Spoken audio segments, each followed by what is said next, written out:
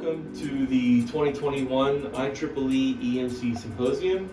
My name is Dean Landers. I am the Supervisor of Applications Engineering at Amplifier Research.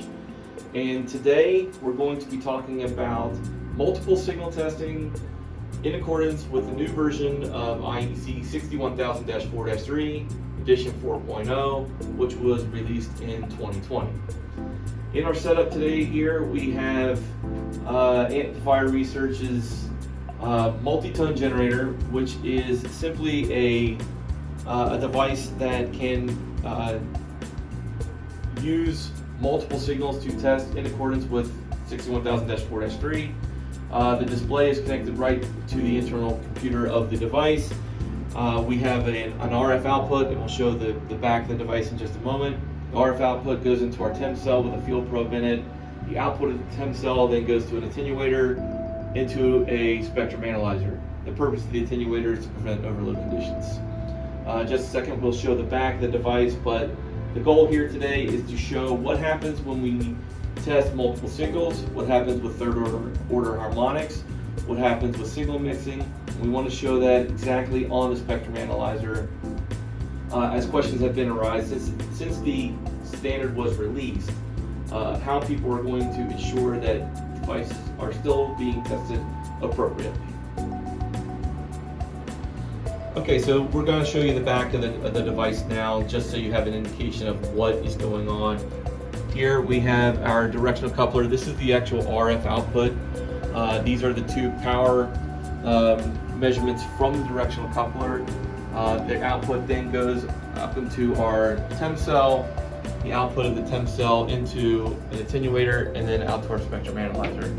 Inside the TEM cell is our field probe.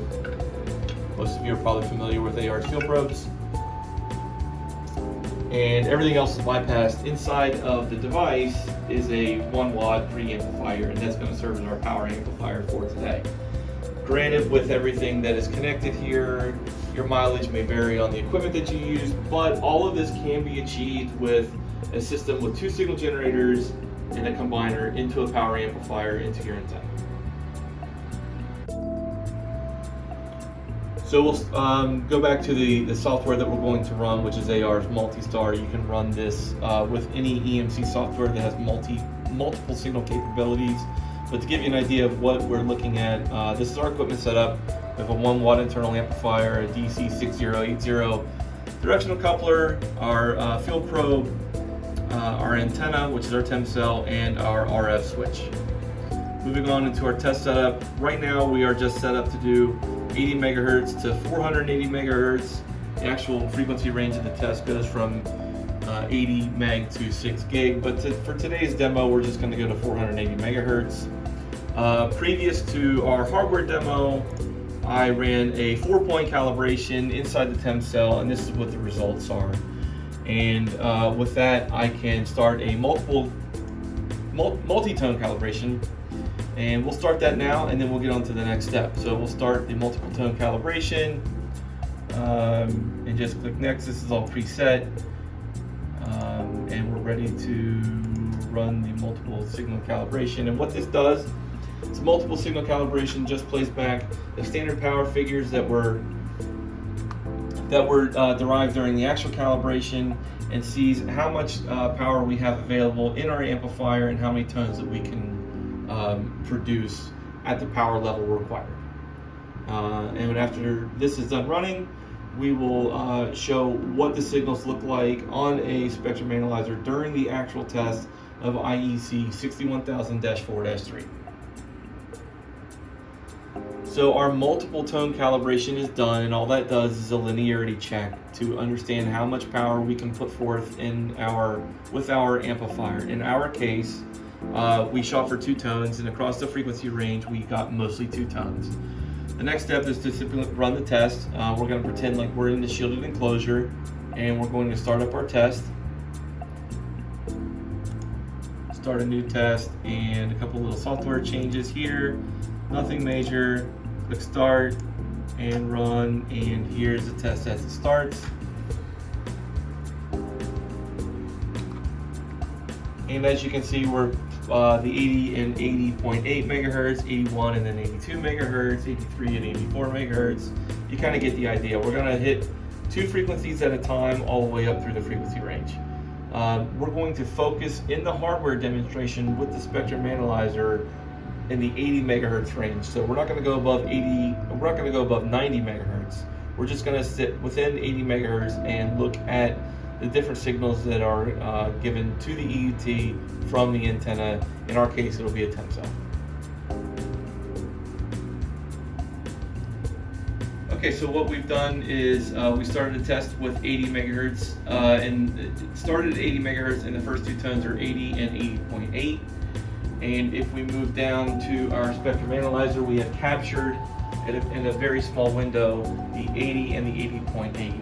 And I have a marker showing that the harmonic off of the 80 is about 30 dB down, 30.51 dB down. The next step we're going to capture this again, and we're going to expand the frequency range out to see what kind of harmonics are generated by the 2 frequencies mixing as in the radiated space. So now we're going to restart the test suite from 80 megahertz, and right now it says 119. That's not a big deal. When we start the software back up, it'll say 80. On our spectrum analyzer, we have it set to a max hold. The screen is currently blank, and we're going to show the progression of the frequencies as each pair of frequencies is imparted into our TEM cell. We can see the harmonics pop up. We can see the second and third harmonic pop up and show how far down they really are. So let's get started on that. Click start on the test, start a new test. We don't need to save anything today. Next, and just click run. It'll take just a moment to figure itself out. And continue. So you can see the different frequencies. We're at 81, 83, 84, 84, 85. Now if we look at our spectrum analyzer, you can see that each of the fundamental is down here. Our start frequency here is 79 megahertz, just so we can capture the first full cycle. And there's our fundamental, here's our second harmonic, and here's our third harmonic. So coming from the hardware that we have and the test setup that we have, we don't have a huge concern about over-testing of an EUT. We're not really testing the harmonics. Yes, they're going to be there, but they're going to be there in any RF signal that you have. So as we cover this frequency range, we'll be right up here along this line, and our harmonic should be about 30 dB down for the second harmonic, and almost negligible once you get down. Every once in a while you'll see a little spur popping up, but once again we're 30 and 60 dB down from the fundamental. So if we're 10 volts per meter, 60 dB down from that is a negligible signal from an EUT. So we are testing the EUT at the fundamental signals from our amplifier, our signal generator, and our antenna. Now, your mileage may vary depending on your antenna, depending on your shielded room, and depending on what antenna that what amplifier that you're using. But from a signal generation standpoint, which is what we're focused on here today, there's really not a whole lot of concern as far as testing at third order harmonics and different harmonics than the fundamental during the test.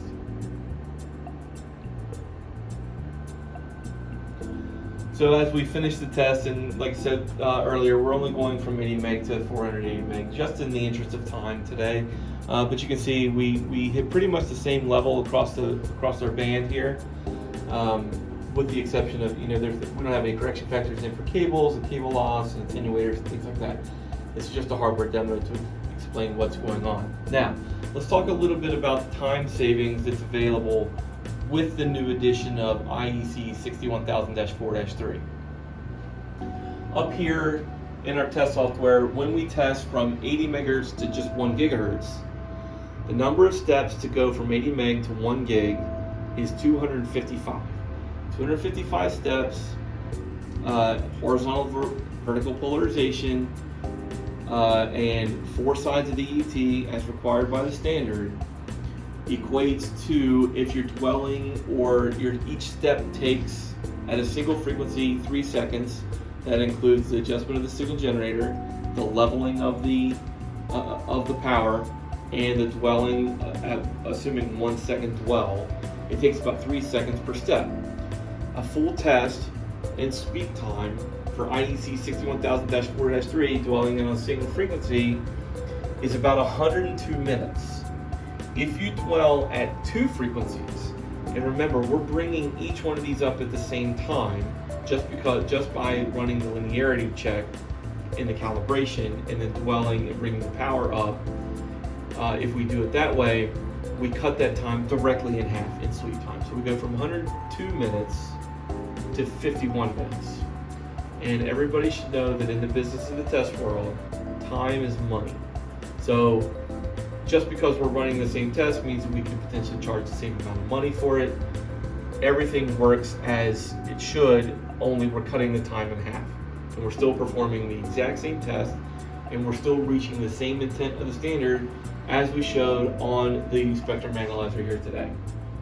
So what we've shown here is that